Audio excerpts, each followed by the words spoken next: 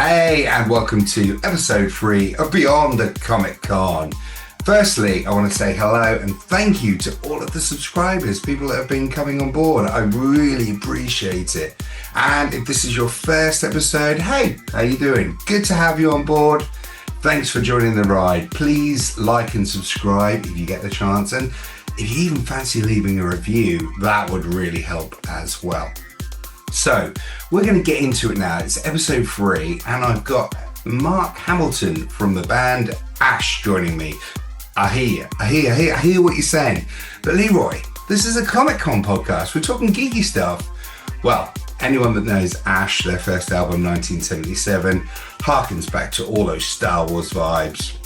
They've done stuff with Lucasfilm as well. And Mark is, well, one of us. What that guy doesn't know about Star Wars Vintage Collection, worth knowing, let me tell you people. So we're going to get into it now. This is it. This is Mark Hamilton from Ash. Let's go. Back from Japan, in the house, Mr. Mark Hamilton. How are you, buddy? Doing good.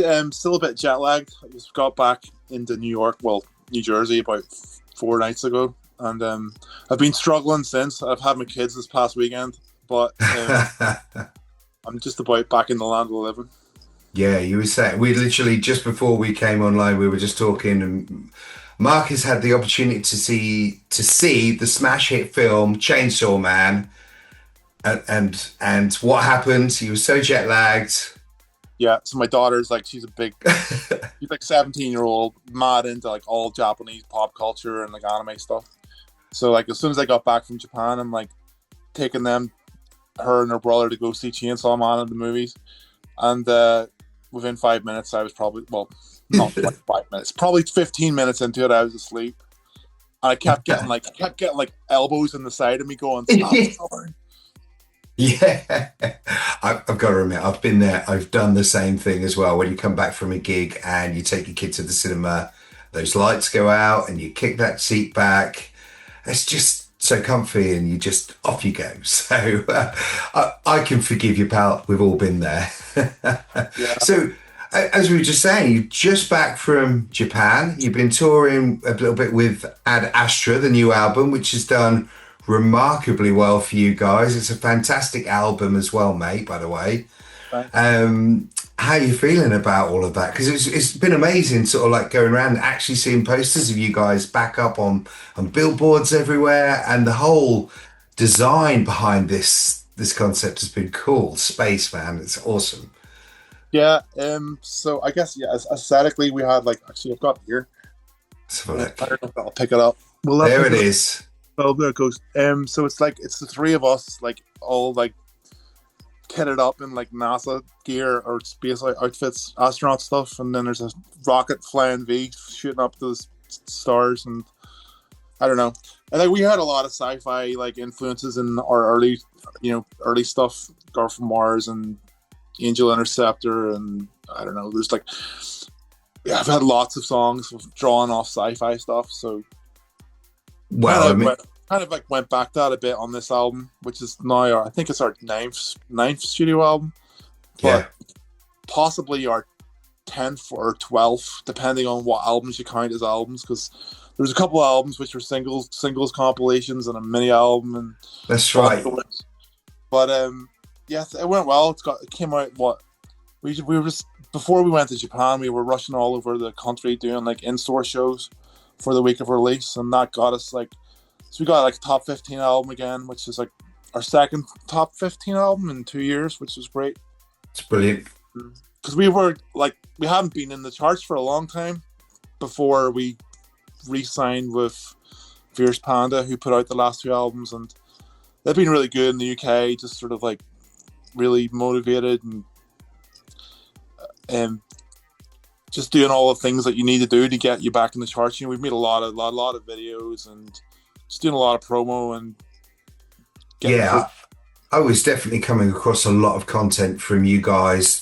The three of you were all backing it to the hill 100% as well, but then I was also getting all of the content from the record labels and the Ash channels themselves. It just felt like it was really pushed out there, and there was a really good big push behind it. And I feel like there's no better time for this. I mean, with the kind of, dare I say, Britpop, because you guys are a little bit more rocky edged than that, but I feel like there's a look back now at the UK and our sort of great British bands, and I think there's going to be a resurgence. Yeah, especially with like 90s. There's a bit of like 90s nostalgia going on. I noticed like even with younger kids, they're like looking at like almost like shoegaze bands from the 90s, like Slow Dive. Back from like I think they've really used TikTok quite well to sort of like connect with like a new younger crowd. There's a lot of newer like indie bands who are coming through, or sort of like citing bands from the 90s. So I mean, you've never gone away. We've never actually gone away. We've just been a bit more under the radar, like doing self releases and whatnot. But we're still trucking along. No, it's been brilliant, man. And yes, like not a return to form, but it's great to see you guys getting the recognition in the charts and being out there on the billboards. All the recognition that all of the Ash fans we know that you deserve. So that's awesome, buddy. Thanks. Yeah, it's a bit. It's like I don't know how it's. Every album you go into, you spend maybe like a couple of years like from whenever the songs germinate as like little demos, and into when you get into rehearsal rooms and like jam them out and work out the structures, and then you record them, and like that whole process is usually about 2 years, sometimes longer. Like some of these songs are actually pre-pandemic. Wow. A lot of the songs didn't get finished for the last album, just continue forward, and again, so a lot of the songs that we had it's a long story, but we have another album which is basically finished, and there we go. A bit more of a sort of a synth pop kind of album. Cool. And it was supposed to come out first. It was supposed to come out earlier this year first, but then when we got offered to do the Tour with the Darkness at the start of the year, like it was around April, May, it was like, we don't want to go out on Tour with the Darkness and be pushing a synth album. So then we were like, okay, we better go back and finish a bunch of songs and make another guitar album. So that guitar album never got finished in time for the tour. But we did knock out like the Jump the Line single, which was actually a song which we've been using on our sort of walk-off music on shows for like a number of years. So we thought, we'll just put that out, and that'll be something to put out around the tour. And then whenever we eventually finished the album, that came out like just a month ago, and that was Ad Astra. But that still means that we've got the synth album in the bag, which will hopefully come out maybe next year. God knows when. We'll see. I mean, the artwork for the last album, Race Night, had that synth, cool 80s synth look to it, didn't it? But it still had that Ash sound. But you guys driving out of like Miami with like the sort of like the sunset and all that. Yeah, it was seriously cool. I got the pink vinyl on that one, so it looks rad when it's playing. But so we actually we were working with this like artist who does a lot of work for like actually a lot of like Star Wars artwork and stuff for Disney. Pete Lloyd, he's actually from Northern Ireland, so he did the Race the Night cover and Ad Astra, and he's going to do the one for the next one. So when you came to, so when you were working with Pete on those album covers, does he come to you with a concept? Do you go to him with a concept? How do you meet in the middle? Because this Ad Astra is it's a stunning cover, and I love the astronaut vibe, and it's just so cool. We have flicked through a lot of like ideas and sent him like a rough. This is kind of what we want, the sort of like the almost like propaganda-esque kind of shot of 3 helmets. That came from like a Soviet poster, where the cosmonauts were like in a line, like looking up to the side, and then there was like a big like Russian or Soviet area rocket going up the side. So we kind of like looked at that and kind of wanted to redo that, but then obviously using the flying V. So he's very good at like taking our sort of concepts and then just making them real, and bring them to life. Yeah.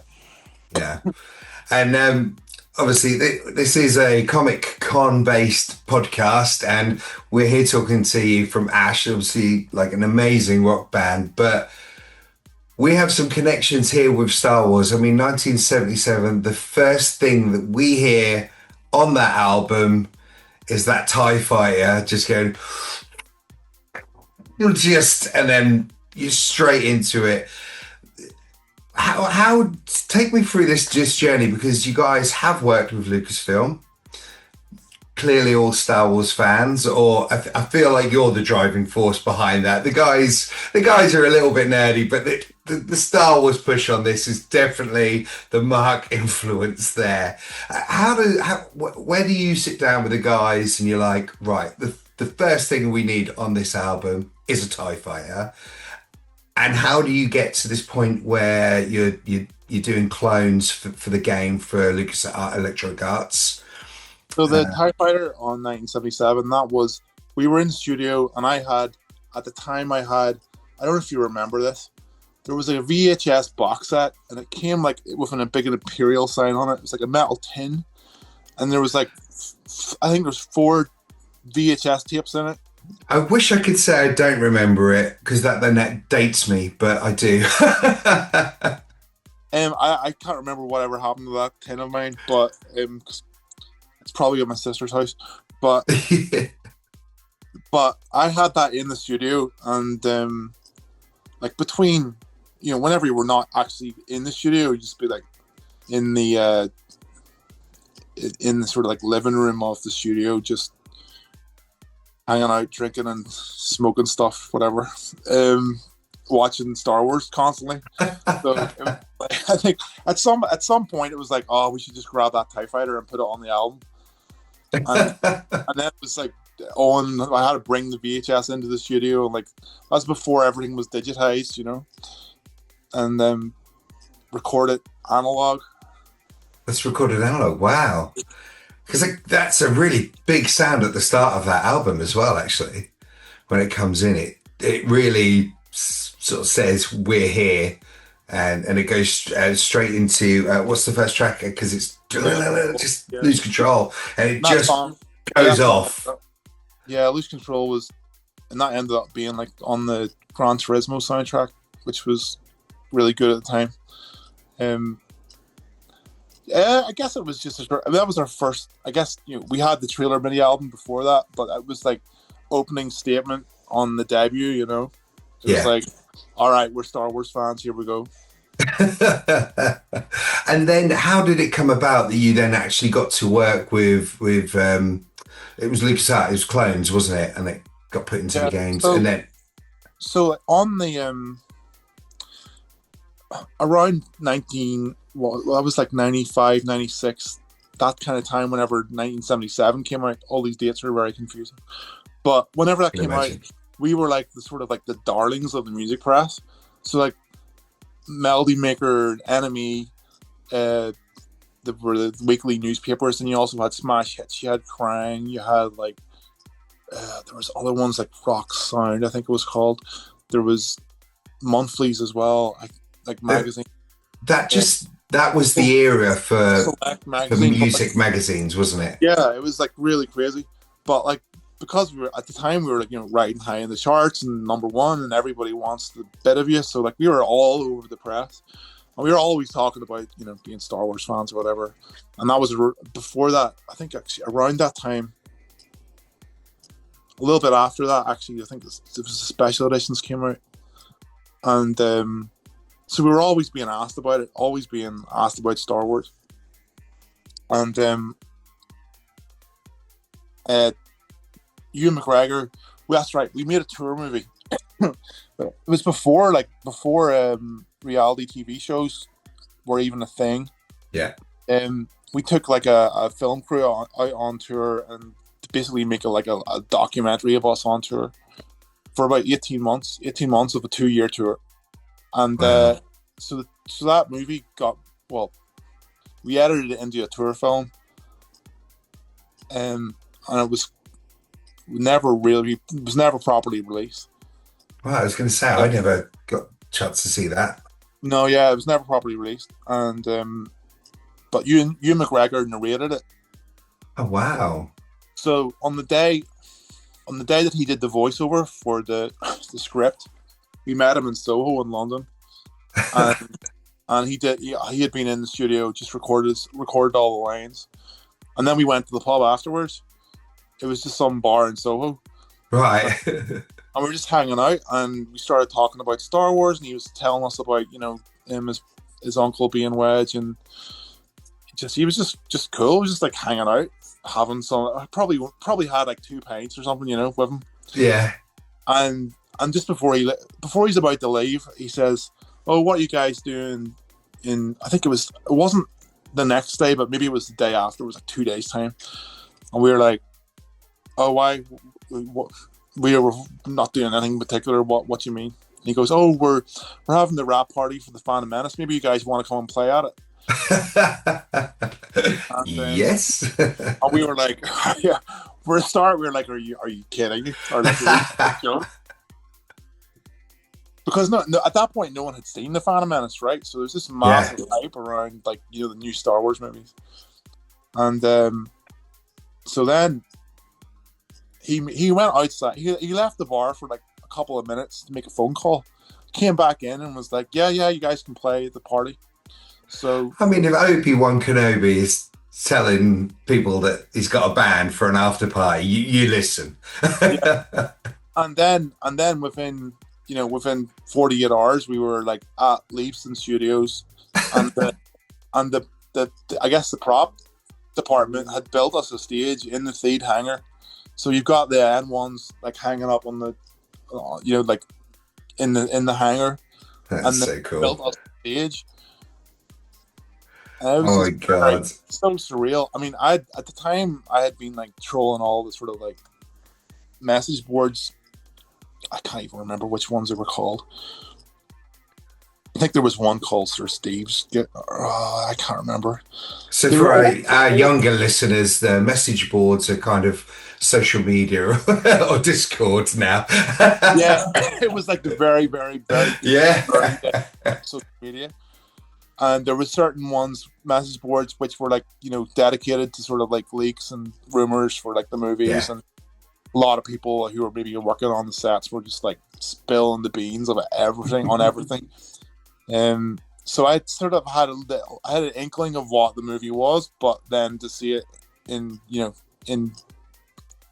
front of you was like a whole lot. I remember we driving into like, there's like big green fields and stuff like on before you got into the actual studio, like sound stages. And I remember seeing like the Naboo like sculptures, like the big Gungan kind of like god sculpture thing. Like, they were just like there, like in the middle of a field. I remember driving past them, going, "What the hell is that?" And I was like thinking to myself, "Oh, maybe that's like it's gonna be this." That's the bit where they meet Boss Nass. Okay. So yeah, that was surreal. We got there and we actually did a cover of the Cantina Band music, which you then later released as well. Actually, that came before. Did it? Right, okay. Yeah, that came before, so we had done that. That was the B-side for Garth Mars, which was like here. Oh, okay, right, cool. and George was there, and like it was really bizarre going up and like trying to talk to him because he's very, very quite timid and stuff. And like you go up and you introduce yourself and you say, and he's like nods at you, and that's about what you get. But it was great. It was a great night. And then also, there was a really quite eye-opening experience as well. Because if you think that the music industry parties, they had a pretty wild party that night. I can imagine. And as we said, like you guys are fans first and foremost. It's not a gimmick with you guys Oh in yeah. Star Wars. Oh, sorry. I was going to word segue that. So that from doing that um party at the Phantom Oh Menace, yes, yeah, then then that just opened doors to like more like Lucasfilm like things. So we got invited to a bunch of the special edition premieres in London. In fact, I think I went to the Phantom Menace and then Attack of the Clones, and then the special edition premiere as well, and then Phantom Menace, and then Attack of the Clones, and then in the run up to Revenge of the Sith, they actually someone from Activision reached out to us and said they were working on a new Star Wars computer game, and also because we had done songs for other computer games previously, like yeah. a couple of different Gran Turismos and an NHL hockey and a few other games as well. So people in the space knew that we were, up for doing that kind of thing. Yeah. They asked us if, would be up for it, and we just happened, like pure coincidence, and it was not written specifically for it, but we had this song Clones. Yeah, right, okay. It's a really heavy kind of like yes. rock song, and they were like, it was for Republic Commando, which is obviously all about clones, and lyrically it was perfect, and the music was kind of what they were looking for. They were looking for something quite heavy and riff based. Really edgy track, wasn't it? Like went in hard. Yeah, so we did. They did that, and then we recorded the song properly, and then got invited over to Skywalker Ranch. Went over there, made some friends there that I knew for quite a long time. Unfortunately, one of them died a couple of years back. That's so to hear that, mate. Yeah, but and then so like I ended up going back and forth to Skywalker Ranch like 3 different times, and then whenever we were out on tour on the West Coast, we got to play on the ILM soundstage. Oh wow! And that was like just for like internal like Lucasfilm people, and there was maybe like it's like a huge soundstage in ILM, massive, and we had a day off on the tour, and then we were just like, oh, if you want to come by, you can just like set up and play a little gig for us, kind of thing. There's maybe like 50 people at it. Maybe not. I can't even remember if it was even that many. But it was cool, and like on the day that we got there, we got in early, and we had some handlers who like got us into the green room before anyone else turned up, and there was this metal case, and I looked at it and it had a dispatch like sticker on it from, I think it was Lanzarote or somewhere in Spain. And I remember it because I was like following the spoilers message boards. I remember that they were doing like pickup shots for Revenge of the Sith in Spain. Ah. And I just sort of clicked, and I went, no, could there be something in there that that they were using as props? And I think we asked the guys that were there, can we have a look in this box? And they were like, go on, just have a peek. And it was like Anakin and Obi-Wan's like costumes from wow. from the I guess from the stunt doubles that were doing shots. So we were like, and this was quite early in the morning, and me and Rick, our drummer, were like, do you reckon we could just put them on? And the guys that were there didn't have the authority to let us do it, but they kind of told us, go ahead. They're like, if we don't see it, then it didn't happen. Yeah. So I got into Anakin's outfit, and our drummer got into Obi-Wan's outfit, and we were like, and then we were running around this like big dark sound stage. There's a remote controlled R2 there as well, like one of the droid, R2 droids, and we were running around having a great time. We had some like really cheap. It was around the time that all the Revenge of the Sith merch had just started to hit Toys R Us, and we were on tour. So we had those silly, like, not the good lightsabers, but like The ones that, yeah, I know exactly the ones you mean, yeah. So we were like running around fighting with those. And then the security arrived, and then you could see instantly that there was a problem because they were on the radio to some people, and they were like, okay, they shouldn't be doing that. But, and at the time we were also staying at Skywalker Ranch, so we had to sort of like make our apologies, but it wasn't our fault because the guys that were there said that we could do it. You know, the people that were after us, I think they got in more trouble than we did. It's always somebody else's fault. and you know, this just goes to show how much of a Star Wars geek you are. You're not out there throwing TVs out of hotel rooms and trashing hotel rooms. You're putting on Obi-Wan Kenobi and Anakin's robes, so and getting in trouble. So, but for a guy who, you know, you collect Star Wars vintage collection figures, mm-hmm. you do a lot of your own kind of artwork around that as well, and you do photography with these. That must just be so mind-blowing to be, like you just said the sentence, oh yeah, I was going backward and forward to Lucas Ranch. You know, that's something that a lot of Star Wars fans would absolutely die for. And yeah, it was pretty like living the dream kind of stuff.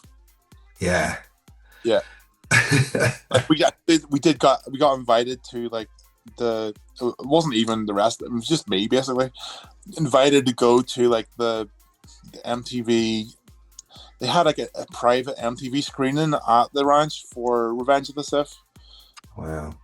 They've got like their cinema there at Skywalker Sound Park. There's like a big theater. And so you had people like Macaulay Culkin and like he was going out with the girl, what's her name? Mila. She was in that 70s show or whatever. Mila Kunis. Yeah, her. She was there. Like they were sat directly behind me as we were watching Revenge. They were behind you. Good. But it was a weird day because all these people were like all these like, you know, MTV like there's a bunch of musicians, American musicians and stuff coming in, and they were kind of short on like chaperones to show people around the ranch because I'd been there a couple of times. Like, one of them, I just said, "Can you show them around the house and bring them up?" Mark, you're always here. Just take them around. Take them up to the big house and then bring them back down for the movie. It just goes to show it doesn't matter how big a rock star you are. Anyone could be humbled by Star Wars and Skywalker Ranch. Yeah, it was really, really great place. I mean, I've heard a lot of stories about Lucasfilm in the time since, but like whenever I was there, everyone who was working there were, you know, that was like 2004. People that were working there then absolutely loved it. It was like dream place to be working. Yeah. I think when I've been at the last few celebrations that I've been at, and anyone that I've met that's kind of worked in and around Skywalker Ranch has had good things to say about it. So I hope to get there one day, maybe, if anyone's listening. And so you're, as I just mentioned, you're a vintage collection collector as well. I collect. I collect. I mean, you collect toys, but yeah, I collect. I think one of my earliest memories is actually going to see double bill of Star Wars and Empire Strikes Back whenever Empire was out in the theaters in Dublin. My mom was on. We had went down there for like a holiday, like, and so I would have been like 3.5, 4, and yes, one of my first memories was like being in the movie theater and watching the first, you know, the opening crawl and then the start of New Hope Star Wars, like the Star Destroyer coming over and Vader's entrance and killing all the rebels, and I vividly remember that from being young, but then I think I was like a tiny child, and I fell probably once the movie started to slow down, I was like fast asleep. Asleep. But I remembered like There's a that. thing about you in cinemas and Yeah. sleeping. But that opening was like it stuck with me, and Yeah. I had like reoccurring like nightmares of like Vader like stomping over my like me pretending to be like play acting dead, like so that Vader would like So he wouldn't see you and would pass yeah, by. yeah. Uh, I had that reoccurring dream from when I was a kid. But where was I going with that? Oh, so yeah, the toys thing. So like the toy. after I woke up from my sleep, then my mom took me to the toy shop, and the only I guess the only two characters I could remember were the Stormtrooper and Darth Vader. Before I fell asleep, so as soon as I saw those, I'm like, those are the ones I want. And they were like the first two I got, and then now from that point on, I remember like being in the hotel that night. My mom and dad went; they left me in the hotel room, and while they went out to dinner, because like that's what they used to do in the 80s. Yeah, it was a different time back then, kids. Yeah, just leave you in the hotel room. And, but I had my two Star Wars men. That's all I cared about. And I remember looking at the card back and looking at all the rest of those figures, going, "Oh my god!" Like my whole world was like opened up, whole new world. Oh, And yeah, so like all my through my childhood was like collecting the old Kenner stuff, and then right through as soon as like Hasbro got the license and started bringing out the Power of the Force stuff again. yeah. Like I was there. I got it all. I mean, those Power of the Force figures, they were jacked. It was like jacked Star Wars. We've Yeah. we've got a few of those in the shop when I'm there, and like Luke Skywalker's chest he's like He-Man. Power of the Force. They were. So I collect. I mean, I still collect it. I've collected right the way through, like all the 3.75 scale stuff. I still get the retro stuff. I actually like whenever they're. I actually really love the ret. I mean, the sort of like the vintage custom world. Yeah. So like Stan Solo's made absolutely phenomenal figures, and like they actually make your old collections feel like new again. Whenever you get like an Ula or a Dagobah, or or like a Return of the Jedi Vader with removable helmet and stuff. Yeah. Figures never got made by Kenner back in the day, but whenever they're making figures now that are just as good quality as the originals. Yeah. He's working on. There should be a Gargan coming out soon. Oh, nice. Or to go with the Jabba stuff.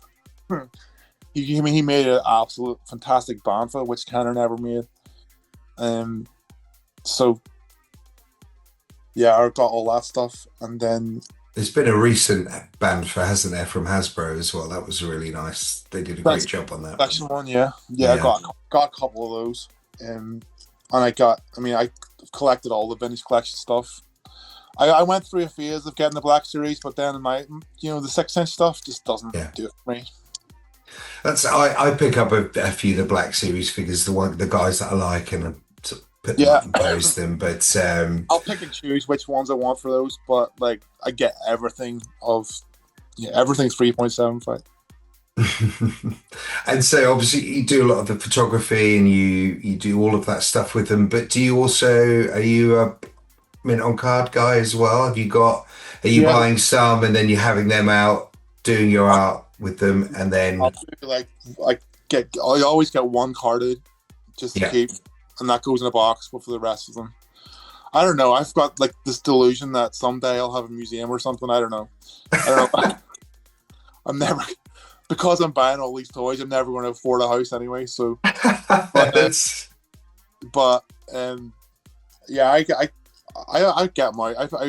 rip them out of the boxes and play them. Yeah. I'm almost 50. Well, I'm 48, but it's not going to stop me. No. I think we're the generation, those 80s kids. We're this sort of kind of first generation that's coming through, and we've been toy collectors as kids, and we've kept it going all the way through. And even though some of those figures now are kind of, we we deem them as collectibles, but I find a lot of toys now aren't really based for kids so No, much. they're So not. Kids are not. For the most part, I think it's generational. Like kids these days just don't care about like playing with action figures. mm. What do you think? Most of the toys that are being sold to adult collectors. Yeah, And the last generation that played with like action figures was the kids that grew up with the Clone Wars animated show. Because like that was a really big line, that Clone Wars line. it was huge. Yeah. But then after that, it's kind of just fizzled off. What do you think the future holds for the toy collecting market? Do you think Just we're going more and more premium and more expensive. Yeah. So like the quality of the figures is getting better. Yeah. Oh, definitely. Yeah. Like the articulation is like better than it's ever been. A lot of the paint apps, for the most part, are better than they've ever been. Sometimes the face molds are incredible. Actually, that's coming out in a minute, aren't they? Yeah, the likenesses are great, and but the price is going way up. So like, it's just probably a smaller pool of collectors that is buying the stuff. So they gotta like, you're paying for the luxury. Yeah, I think you're right. I think you're right there. And so, you're in this world famous band. You're knocking around with your mates at Lucasfilm and Skywalker Ranch.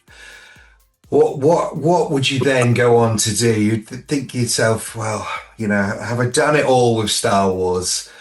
But no, you weren't quite done with Star Wars at that point. You and our good friend Mr. Martin Keeler, the owner of the Zooveum. So one guy who has fulfilled the dream of making a toy museum. And anyone that's listening to this, go and check out the Zooveum. I think there are still some virtual tours that you can take. We'll pop a link in the show notes because it's incredible. And that's all I'm going to say on that. But you and Martin got together with Jed Shepherd as well and put together Cantina. #Cantina, shall I say. Yeah, we've done that twice. We kind of noticed that a lot of the conventions, they'll have great stuff to do during the cons themselves, but then whenever they're finished, everyone just goes home. And it was like, well, there's a bit of a hole in the market here.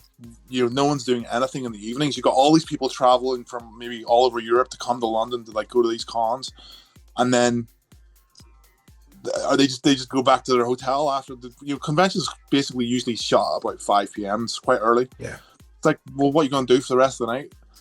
Well, you might go out with a few of your mates, but why don't we like try to create some like events around it and piggyback off the convention? Yeah, I remember seeing. So that was around the time where I was having the same kind of idea going, I'm sure there's a way that because I'm just a geek and I wanted to play geeky music, and people were like, no, I don't think that's a thing, Leroy. And I was like, I think it is. And then I was starting to make my way into that world, and I'd literally just done a handful of gigs, and then I saw this thing, Cantina.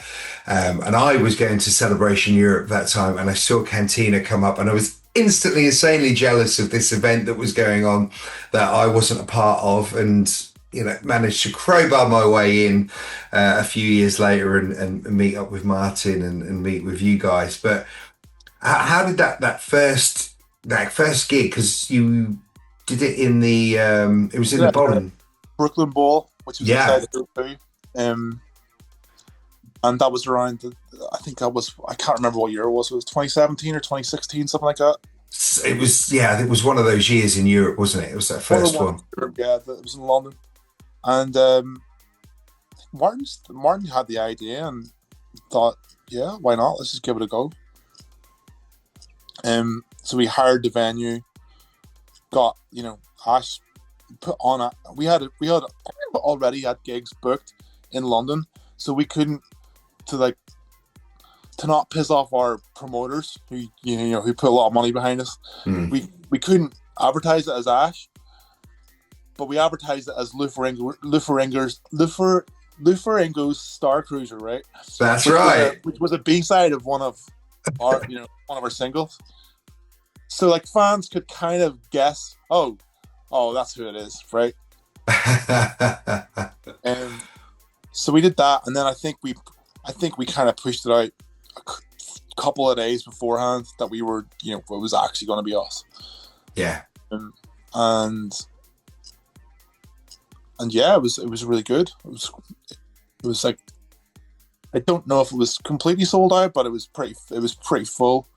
And then Darth Elvis played at it. Who else was there? Blues Harvest, of course. Yeah.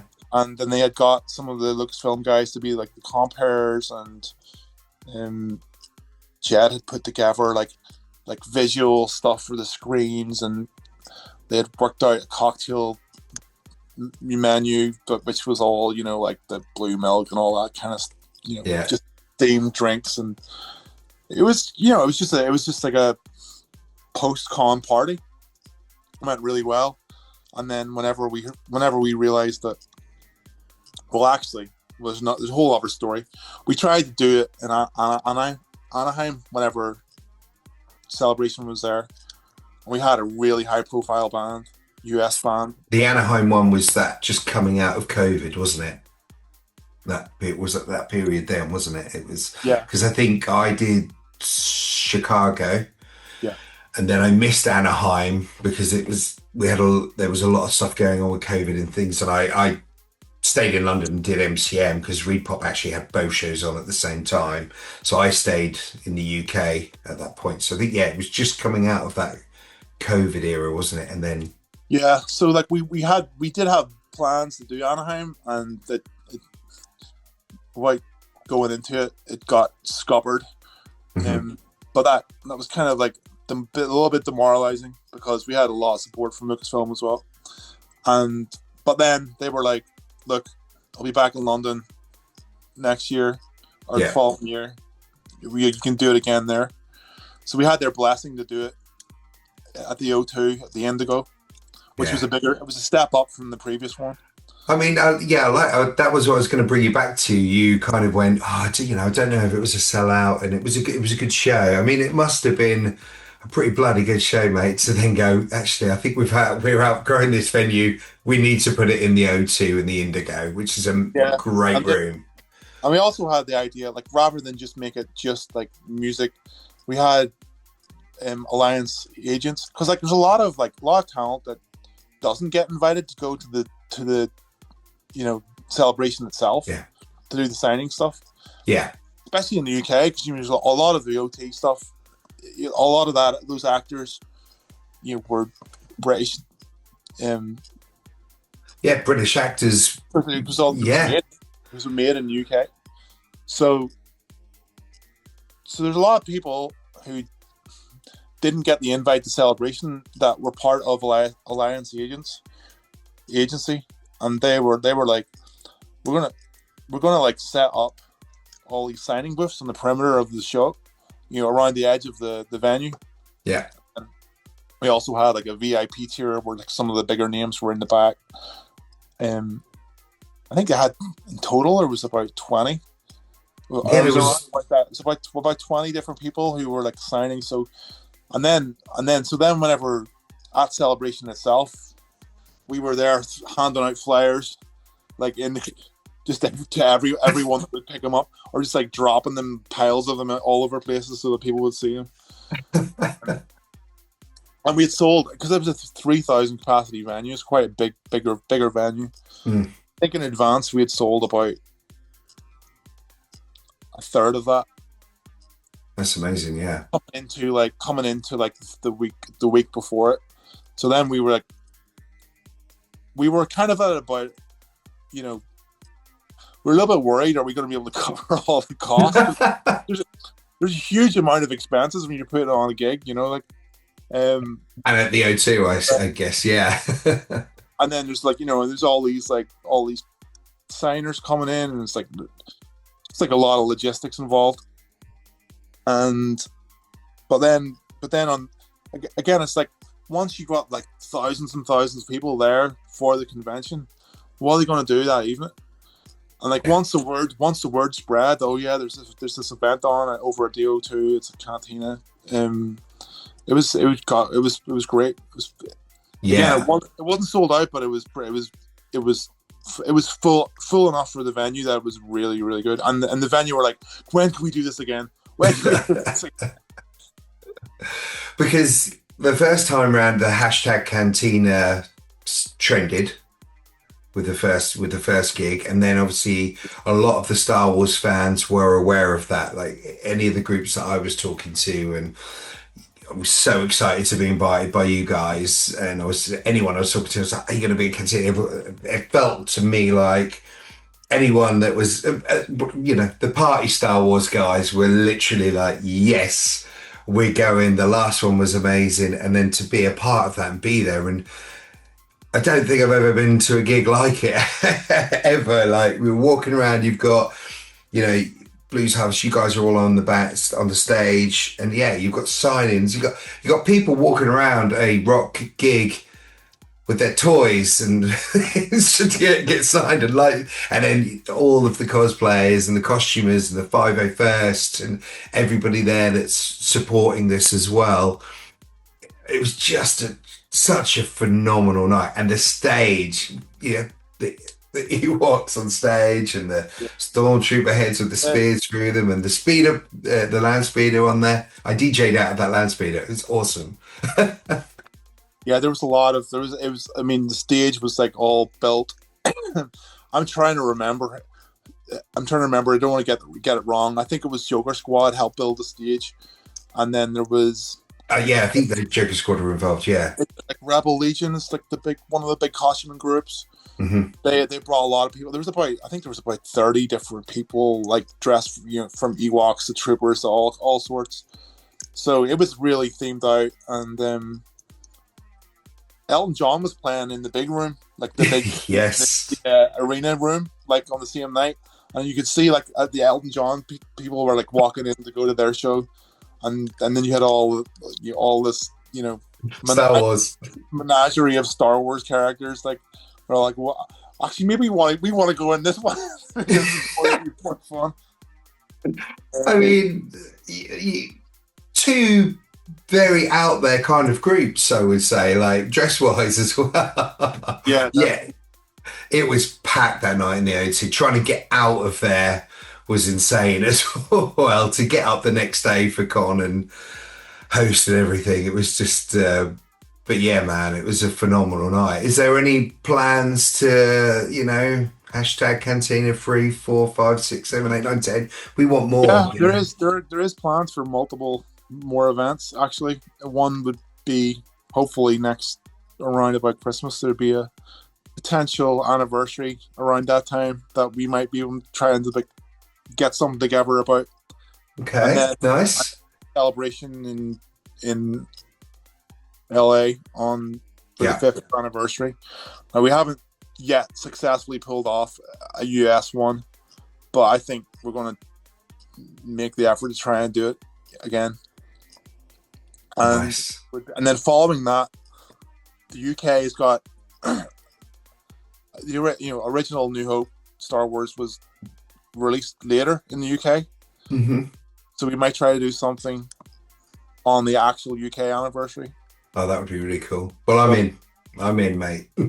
So there are like plans afoot. Nice. Well, you heard it here first, folks. That would be awesome.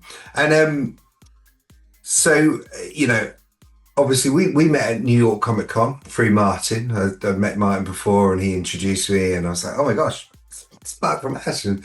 So just a lover of all of this stuff. How do you find conventions? You've traveled all the world. If you're gigging anywhere, do you try and get to a comic convention if you catch wind of it? Or is it just, you're based in New Jersey, so it's quite easy to get over into New York and when you're over in the UK, but have you been to any kind of like really out there conventions that you'd say sort of stand out?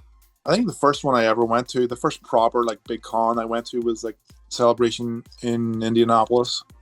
Oh, wow. That was just before, I think that was 2003, so that was before Revenge of the Sith. Yeah. That was like my first kind of like real like, oh, wow, I thought I was a geek. These people are on another level. So that was fun, and I was like hanging out with some of the LucasArts people at that. That was okay, what I didn't understand. So we were partying hard. We got there on, I think, it was Thursday, like partied every night of the weekend, or the Thursday night, the Friday night, the Saturday night. And then they all had to be fresh as daisies on the con floor like the next day. Yeah. And I was walking around like hanging, just like barely able to function. And they were all like, putting on their smiliest faces, doing the marketing stuff. Yeah. Oh my gosh. I was like, I don't know how you guys do it. Well, I guess you guys have, when it's the same as when you go on stage. As soon as you could be feeling a little bit rough, you get out on that stage. Mark Hamilton does the power stance, and that bass guitar comes out, and you're away, mate. So, have you ever had, whether you're in between conventions or obviously touring and doing the Ash thing, have you ever had to sign anything, and any weird things have come up? Because I've said in a previous podcast, I've had a taxidermy come up on stage for someone I've been interviewing before, and there's been some weird fan art things that people have had to sign as well. So I don't know, has there ever been anything that you've gone, my word? And I don't know about. I mean, we get asked to sign like all the normal stuff, like the records and CDs and stuff. Yeah. Some people want. I've had a few people who want us to sign their like body parts to then get tattooed, which is maybe like pushing it a bit far.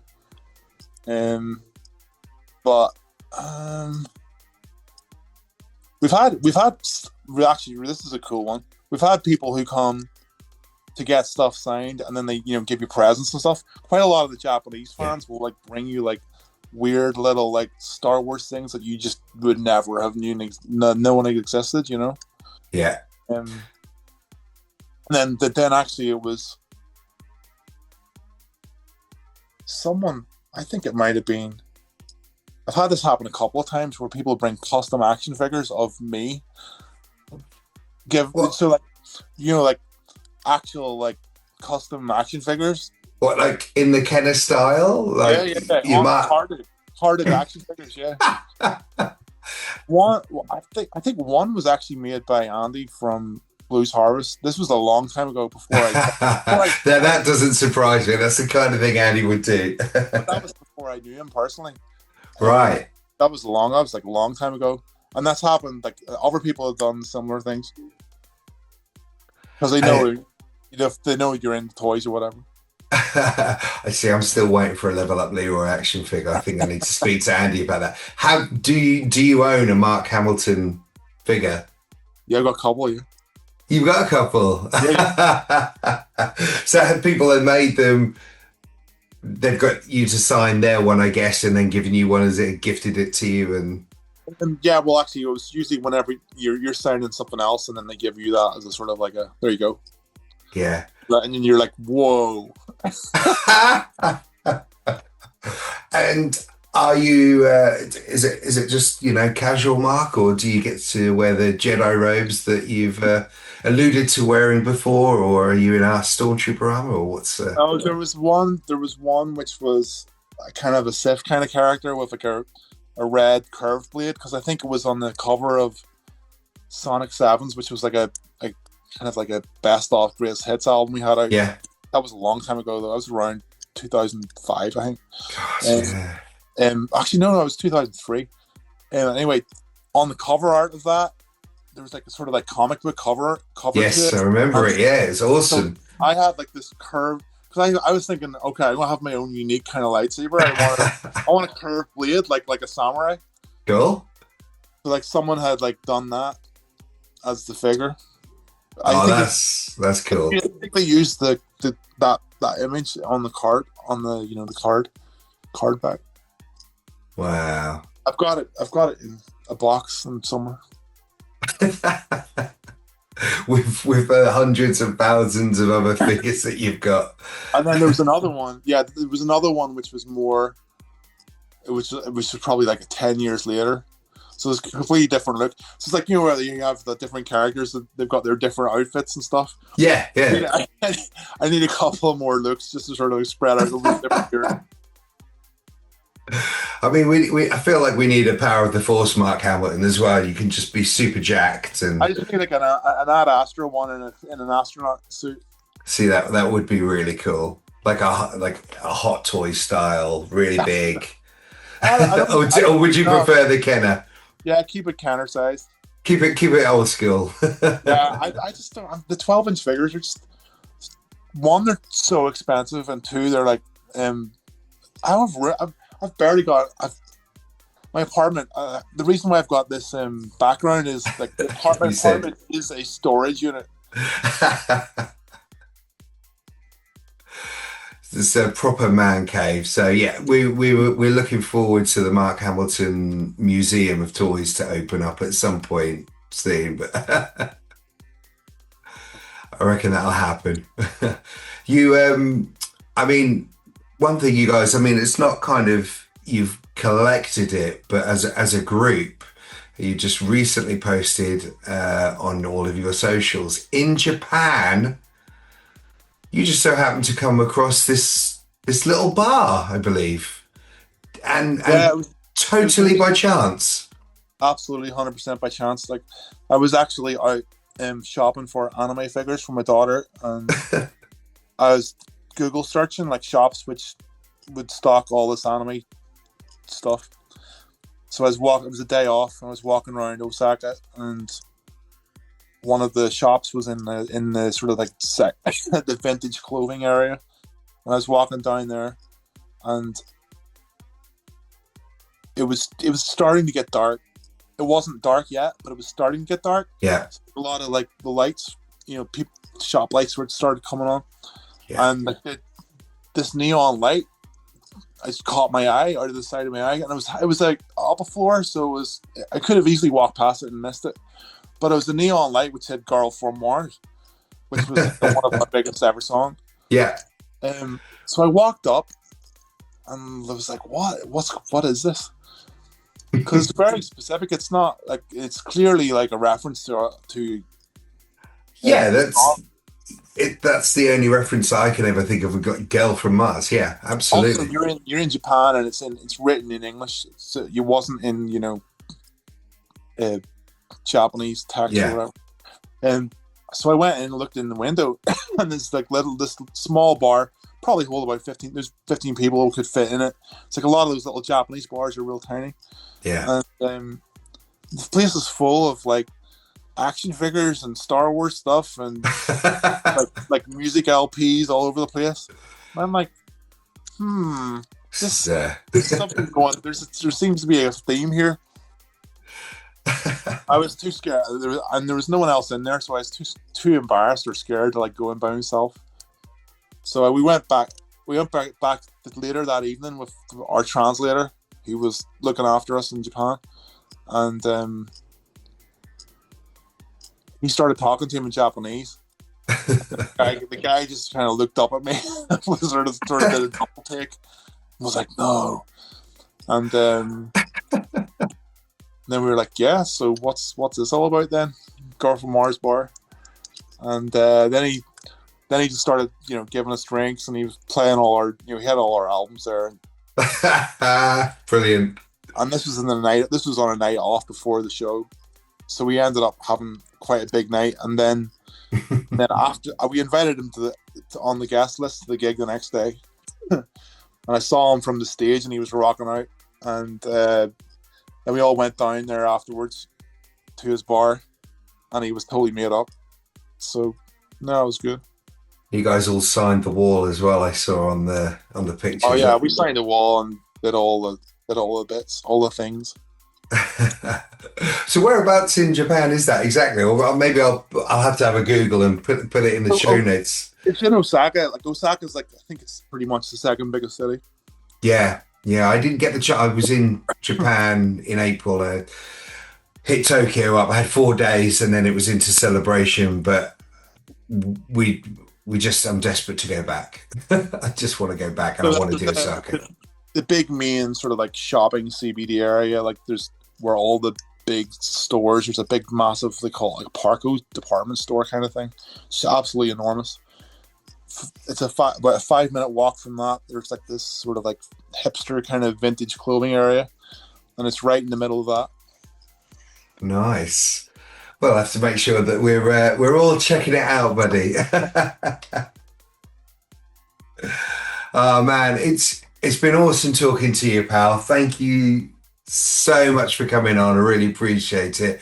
I love working with you guys as well. And for anyone that's listening, you know, I've had the pleasure of working with Mark and doing a couple of warm-ups for him and working on Cantina. And it's just always a great pleasure to hang out with some fellow geeks and, you know, just talk toys and Star Wars and stuff. Like it's mad. So yeah, thank you so much, man. I know you're massively jet lagged. You're trying to catch up with your sleep and everything, but everyone who's listening, make sure you're going and listening, buying the vinyls, buying the CDs, get your Ad Astra in, get yourself on Spotify, iTunes, all of that good stuff, because even the streams all count, and you know, it helps some really great guys as well. And we're all going to be looking forward to the next album, which I'm going to make sure that you release next year, because we're just all more hungry for more Ash. Yeah, we've got. I mean, so like straight after this, we've got in about 2 weeks' time, heading back to the UK, and we're starting on the album tour, the proper album tour. Yes, and that's coming. Like, that's the next thing, and then we do half of the UK tour, and then we do like an Irish tour that leads us up to Christmas, and then we have like a bit of a break in January, and then we kick off again in February. So like to do the second half of the UK tour. Yeah. So like, there's a lot of UK shows coming up. Yeah, there is. Make sure I'll pop a link into the show notes for that as well. Make sure you're grabbing tickets if you can, because I've seen that a lot of the shows are actually already sold out. There's a good bunch of them sold out. Yeah, so yeah, I know that there's about a few of them are almost there as well. So yeah. If it's something you want to go to, it's probably a good idea not to wait on it. Yeah, get those tickets in quick, and yeah, come and see the guys. It's going to be awesome, mate. Thank you so much, and we'll do this again, and we'll catch up, and we'll talk about that new synthwave album that's going to come out in a year's time as well. hopefully it'll be out in a year's time. I mean, our sort of like our plan going forward is to like keep touring Ad Astra like through until the festivals next year. Yeah. And then we'll do the festivals next year. And then we'll have the 30th anniversary of 1977. So we're going to do some shows around that. So that might be like the second half of next year. So we might not get that new album out until the start, maybe early 2027. Yeah, because you will be busy. I can't believe that's 30 years, man. Yeah. And you haven't had a break. They've carried on going where other bands have quit, and they're now coming back, and they're like, oh, don't forget us. You guys have still been going through various incarnations, the various Ash logos that we see on these different albums. And, you know, next time I think we get you on, I'd love to talk about that and how you guys have, there's a core Ash sound that you guys have. And it's interesting to hear how that develops. And I feel like it develops with each time you change that logo. There is a new kind of nuance to that sound. Yeah, I think so. I think you'll see we've kept the same logo for Ad Astra that we did have on the only as a slight color change, but it's the same design. Yeah. I think the next one will be the same, where we just like shift the hue on it. Yeah. But we're keeping that logo because a lot of these songs they kind of started around the same time, pre-pandemic, and this synth album, when it comes out, will probably end up being, a lot of it will be like 7 years old. It's nuts. 7 or 8 years old by the time it actually gets released. And also like, we're going to keep Pete on doing the artwork. So, and it'll all be out on Fierce Panda. So like, it's like we call amongst ourselves, we're calling it the Fierce Panda trilogy. But nice. But yeah, so there's definitely a theme through there. and hopefully we'll still be with Fierce Panda for a long time. But we're definitely doing another album with them. Yeah, well, they seem to have really done you justice with some great vinyl variants coming out. I managed to get the one with the Obi strip that was pre-signed as well. But I'm going to get you to scribble on my record when I see you guys again in February when you come to down where I am. So, right, my brother. Well, thank you so much. I'm going to let you get some well-earned rest. All right. And may the force be with you, and I'll catch up with you soon, Mark. See you, mate. Bye. Bye. Mark, thank you so much for coming on board, man. I really appreciate it. And yes, let's get you back on the show a little bit further down the line when we've got another new album, more action music. Once again, thank you to everyone that's listened. Please hit that subscribe button because it really helps me out. And if you'd like to leave a review, I would really appreciate it. I mean, I would love some 5 stars, but hey, be honest about things and we'll take on board any feedback as well. But for now, thank you so much for joining me on Beyond the Comic Con, and I'll see you again in a couple of weeks. Bye.